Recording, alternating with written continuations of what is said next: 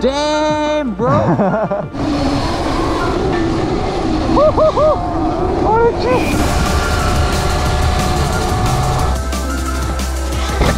Oh. Oh, tu l'as fait si bien, trop bien. Bon, on se retrouve dans une vidéo un peu 2 en 1. La première partie de la vidéo, c'est voilà, on a la Talaria qui commence à être pas mal upgrade et on a mis un KO Nano qui arrive à tirer 10 kW sur la batterie d'origine. Et il y a une route 16 en plus, enfin voilà, elle est vraiment upgrade, sauf au niveau de la batterie. Donc le but c'est de voir combien on arrive à faire de bornes en tirant 10 kW sur la batterie. Sachant que voilà, nous on a une utilisation vraiment sport et par exemple moi avec la batterie et la puissance d'origine, enfin voilà, la moto d'origine je faisais 30 bornes alors que certains font beaucoup plus. Donc voilà, à chaque fois nous nos chiffres ils sont à prendre entre guillemets avec des pincettes. Et la deuxième région, c'est Jonathan qui va en parler. Eh bien là, pour vous expliquer un peu où on en est dans notre road trip où on a essayé la Ampera, la Stormby. Et en fait c'est que c'est vraiment pas très loin de là où j'ai appris à faire du VTT, à faire de l'enduro. Et donc là c'est vraiment la sortie nostalgie. Ça doit faire bien 7 ans que je suis pas venu ici rouler. Et rien que d'y penser, j'avais des frissons de là où on allait repasser. Donc j'ai trop hâte de faire le petit tour du propriétaire à William, de là où j'ai vraiment tout appris. Et on va peut-être commencer à mettre un peu plus de rythme parce que déjà c'est drôle là. Ouais, c'est ce que je suis en train de me dire. Ouais. J'ai enlevé un peu de pression dans les EXT Ferro. On continue à les régler, mais vraiment que des retours de fou. Bon, pour parler un peu du KO Nano, pour l'instant on est très content. Installation très simple, aussi simple qu'un Torp. L'application est un peu moins complète, on n'a pas les températures exactes, mais ça c'est des choses qui vont être mises à jour. Et le feeling des gaz est bien, le contrôleur marche bien. Après voilà, on est comme dit, on est encore avec la puissance d'origine, mais il permet de quand même tirer 10 kW sur la batterie d'origine. On a déjà quand même essayé la Talaria plusieurs fois dans cette config et elle est restée stable, elle est restée... Le seul petit défaut qui va jouer sur l'autonomie, c'est que j'ai mis une couronne de 54 comme ce qu'on a l'habitude de mettre sur la Suron, et c'est peut-être un peu trop grand. C'est-à-dire que sans le field weakening, donc ce qui permet au contrôleur de tirer en vitesse de pointe, la moto prend seulement 45 km/h. Et forcément, dès qu'on met une couronne plus grande, et en plus qu'on utilise du field weakening pour avoir plus de vitesse de pointe, ça fait que on consomme plus. Donc à voir. Je pense que pour compromis, c'est couronne de 48 ou de 50, 52 vraiment max. Sachant que là avec le field weakening, j'ai pas le niveau max de field weakening, je suis niveau 3 sur le KO et elle prend 75, non 80 avec ce niveau, et pour nous c'est largement suffisant. Bon, du coup on va rouler quand même un peu moins fort parce que ça fait 4 jours quasiment qu'on roule non-stop. Ça permet de se rendre compte aussi peut-être un peu plus d'autonomie. On roule peut-être plus fort que beaucoup de gens. Donc là peut-être qu'on va rouler un peu plus comme la moyenne. Voilà. T'as vu ce que nous a dit Electric Moto 84 hein.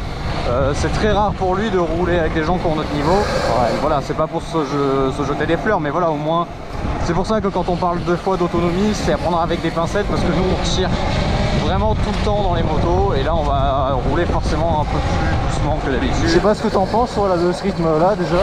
Voilà, on pourrait rouler plus fort, mais c'est cool. Voilà, on arrive par en haut en plus, c'est incroyable. Oh damn bro. Oh là là, mais je me rappelle de vidéo ici. Voilà, oui, le premier jump que je faisais, c'était je montais les 2 petits bouts de ligne là et hop, et je droppais comme ça. Terrible. Et là, il y a moyen de tourner et de vraiment se marrer. Faut juste qu'on redescende. Oh là là. Souvenir. Oh mec, c'est ouf.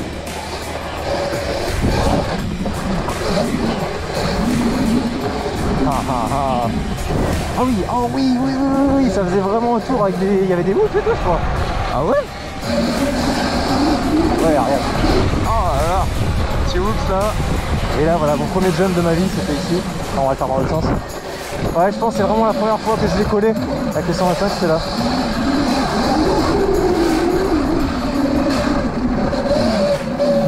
Oula, c'est pas un jump. Ah oui. Et là après je pourrais en retourner comme ça, mais après on pouvait descendre. Ouais, je pense qu'on descendait. Oula. Après on tournait dans tous les sens.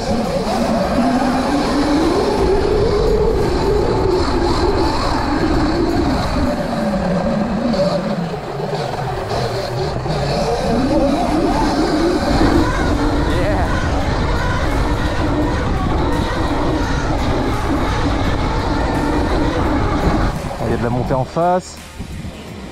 Ouais. Oh terrible, t'as vu? Tu te mets tout pile en haut. Tout pile. Trop agréable. Il y avait de moyen. Attends, je vais refaire un petit essai. Allez, c'est le moment de se mettre long. Hein. C'est pas le long qui m'intéresse. Se crever. Ah wheeling, ah bâtard. Oh, tu l'avais fait si bien, trop bien. C'était mon smooth en fait. D'accord. On essaie de faire la montée en face. Ouais. Enfin, essayer. Donc on dit essayer. Je te suis. C'est vrai que d'habitude j'ai quand même une tendance à émettre un peu de vent. Mais là, c'est chez Joe, hein, c'est son terre-terre. Hein.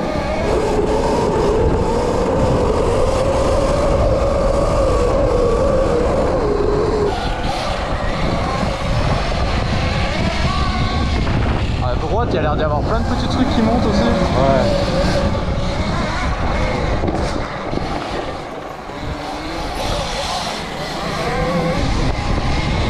Oh, c'est trop bien les chemins comme ça.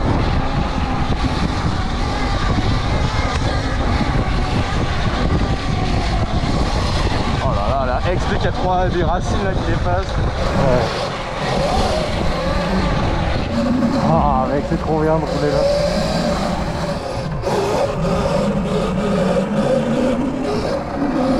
Là on est au pays des hommes des cavernes là. Ah. Là ça freine. Et on y retourne. Ah, il y a peut-être des gens.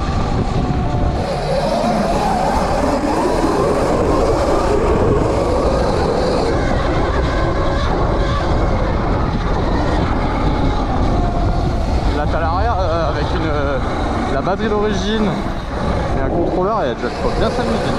Ouais. Maintenant là j'ai la roue 16 donc forcément ça bouffe un peu de chevaux. Même si voilà, moi j'aime trop les... Je pourrais plus repasser une route 19. Hein.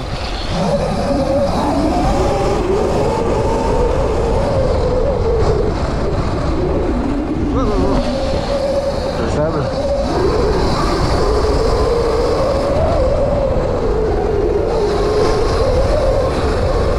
Oh là là mec, tout ce que tu soulèves.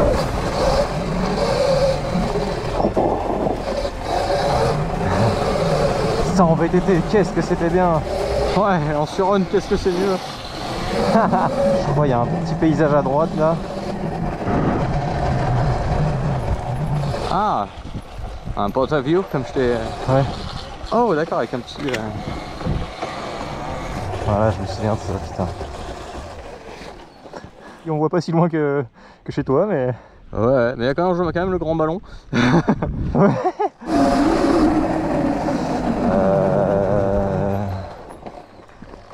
On est là.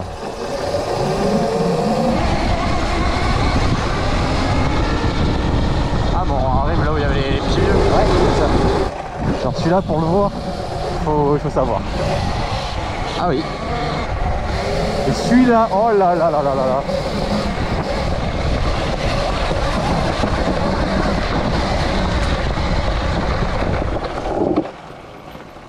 100 à devoir se pencher. Oh, oh shit.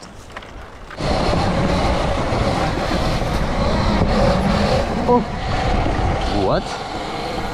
Petit drop et tout.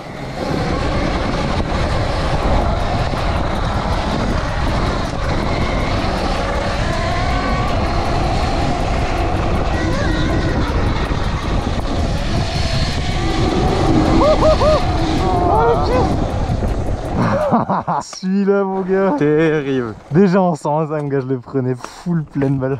Ah, il y a un virage relevé mon gars. Ah, je vois ça. Quand tu sors là, tu fais oh.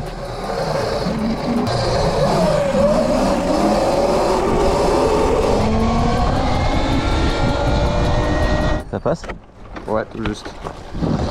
Oh là là, ils sont vénères hein. Oh mec, ça va être Oh là là. monstrueux. Là, il y a un méga appui qui monte. Là. Vraiment mec, c'est une petite MX. Attends, on va poser le sac à eau. On avait dit qu'on roulerait doucement, mais bon. Le terrain de cross, ça fume l'autonomie. Oh là là. Mais gros, c'est vraiment comme le petit circuit. Franchement, c'est trop bien. Avec Dorian Chris, on va tourner là. Oh. Oui. Putain, oh, il rigole pas les whoops. Let's go.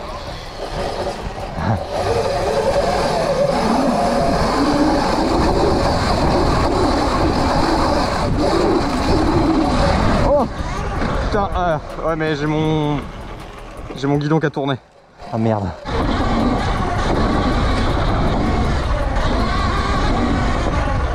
Ah, en tirant, je pense que ça passe hein. Oh. Un peu court. Il y a la trace des cale-pieds de Kevin dans le sol. Mon gars, t'as soulevé toute la terre de l'univers. Eh ouais, en fait, je pense pas que ça aurait touché autant peut-être si j'avais pas ça quoi. Bah oui, c'est clair. Mon gars, la terre elle a explosé, ça a fait genre... J'avais oublié ce détail.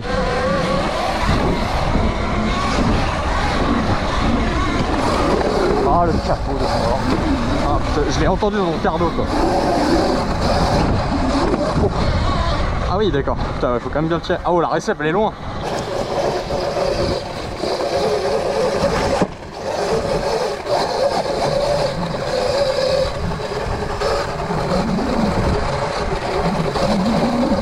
Il y en a de partout, c'est abusé. Oh. Oh là là. C'est énorme hein. C'est ouf.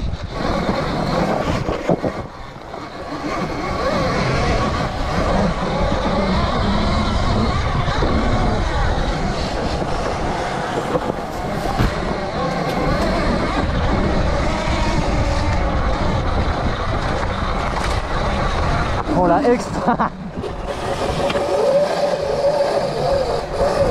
Comment ça glisse.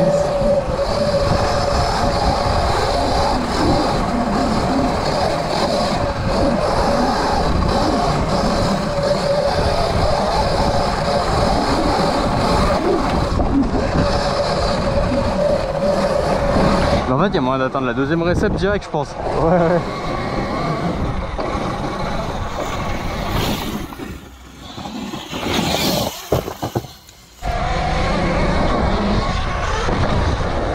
Entre les deux, j'ai imposé la roue arrière et la roue avant dedans.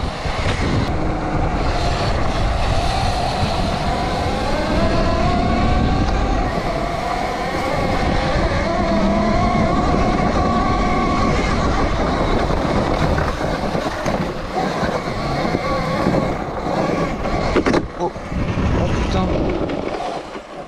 Ça a rien rayé, c'était une tige en métal. Je croyais que c'était une branche mais il y a une putain de tige en métal qui dépasse. Oh. Mais genre haute comme ça, et elle a tapé comme ça. Donc elle est pas rigide tu vois, mais j'ai cru que ça avait tout rayé la moto quoi. Ok, et y a rien, ça va? Ben pour l'instant j'ai pas l'impression. Oh. What? C'est super dangereux où ça atterrit sur la route.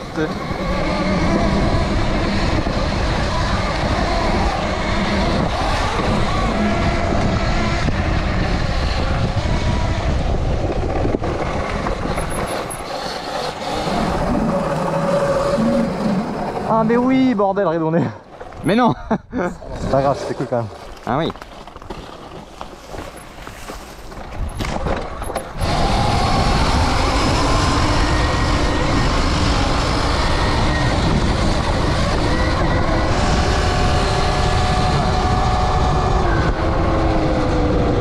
Un peu plus tech.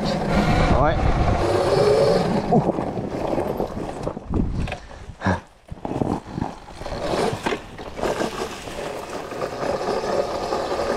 Ça y était pas avant. Imagine en DTR là, faut être serein. Ah c'est beau hein. Oh l'odeur. Ça en ultra mon gars.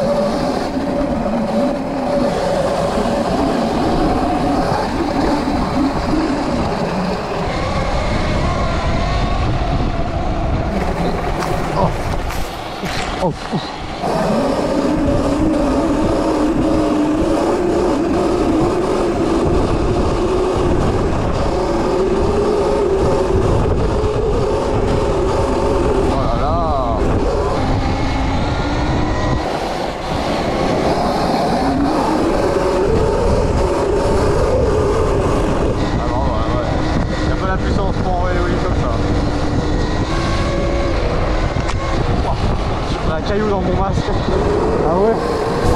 fin de balade. Je vais vous faire un petit récap parce que la vidéo a été tournée il y a un petit moment. Alors nous, le KO Nano, on a été très content de ce contrôleur, que ce soit le feeling des gaz, la facilité d'installation. Alors l'application est pas parfaite, notamment les températures. On a eu quelques petits soucis, que ce soit nous ou des clients, sur des coupures moteurs, notamment lorsqu'on met grand gaz, accélère et que d'un coup on relâche la poignée d'accélération. Ça a été résolu dans la dernière mise à jour de KO, qui d'ailleurs améliore encore le feeling de la poignée de gaz. Nous, en tout cas sur JW Shop, on ne va plus vendre le KO Nano. Il y a des gens qui nous demandent quand est-ce qu'on va le remettre en stock, mais nous on préfère dire d'attendre le Torp. On vous fera une vidéo sur Torp, un moment un peu recap, parce que pour nous Torp c'est vraiment la meilleure marque.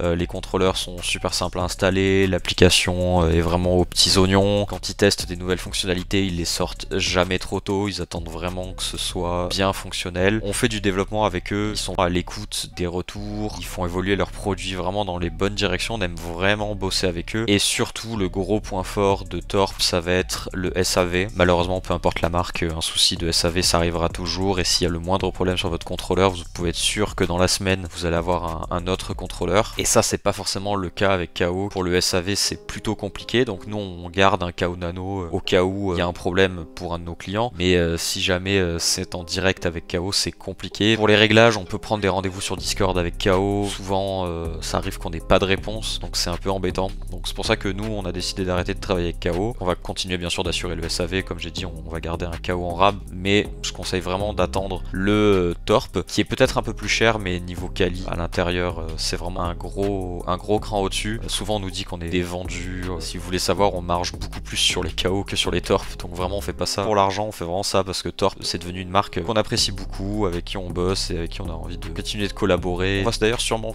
un jour aller en Croatie faire un reportage sur Torp en 2024, ce serait vraiment cool. Donc voilà, en tout cas si vous avez des questions, n'hésitez pas en commentaire. Les KO, je le redis, ça reste des bons contrôleurs, mais nous vraiment on préfère bosser avec Torp. Entre le TC500, le TC1000 qui arrive, il y a plein de fonctionnalités qui arrivent. Ça va être vraiment cool, on vous fera une vidéo là-dessus un jour. Allez, à une prochaine.